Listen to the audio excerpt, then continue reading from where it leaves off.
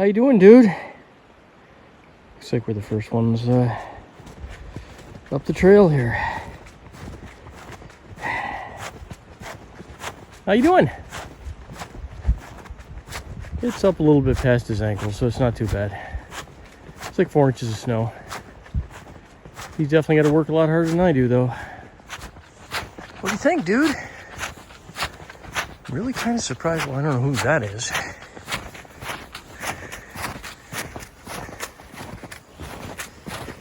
I think it's deer. Can't tell because somebody's murdering the prints.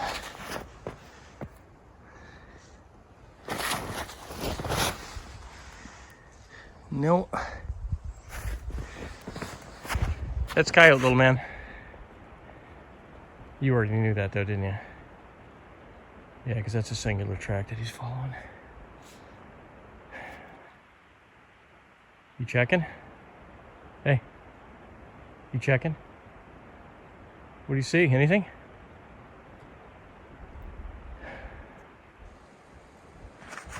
So I was kind of surprised because this is the trail that goes back to the public parking area where everybody parks to go hiking. And then this is the trail they go down.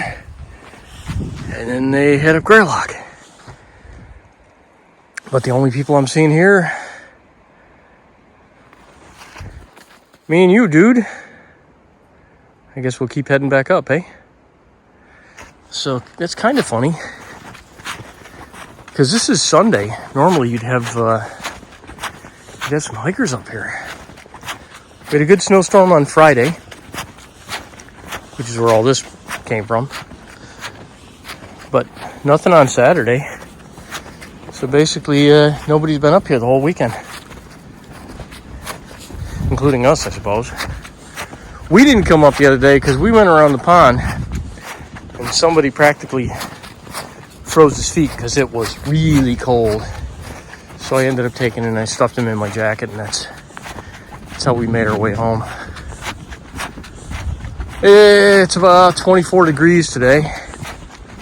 So it's not terrible out, but not something where I'd want to be doing like 6 miles out here. Well, I can. I got big boots, but not something where he's going to want to do 6 miles. Because that freezes Yorkie feet. Okay, sorry about that, buddy. And also the deeper snow is getting tougher for him as he gets older. You probably noticed his gait from his back legs is a little rough. Because I think the arthritis is starting to get him. He's 13 now, so that's kind of to be expected. All right, so we're now joining one of the trails that heads up this way. And then we've got the one trail that heads back down to our house. And then the one trail that goes forward to the parking garage. And as you can see, the trail that we're on is apparently the least popular. Because judging by what this all looks like, I would say a lot of people have been using part of it. What do you think, Ted? Huh.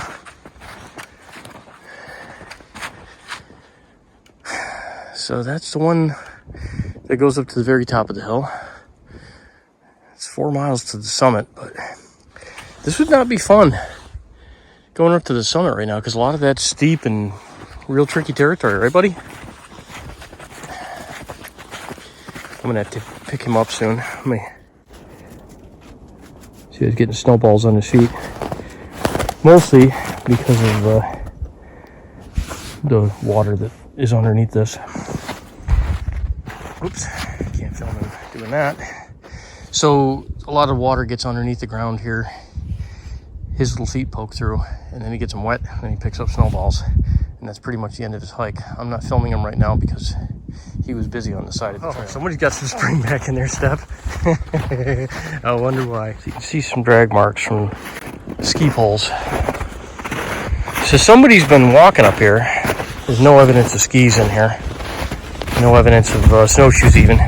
So somebody just using them to guide themselves up the hill, I guess, when they get on the other side. Whew. Yeah, so that's pretty busy going that way. And then there's another short loop that goes Oops, up that way. Sorry, I thought I was in wide angle. Now I am. Hey, we're going back home, man. There hasn't been that much traffic going that way.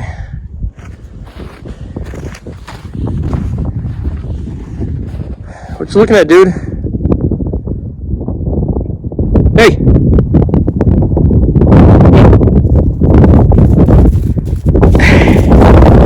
He outran my zoom. There we go. Alright, we're headed back home.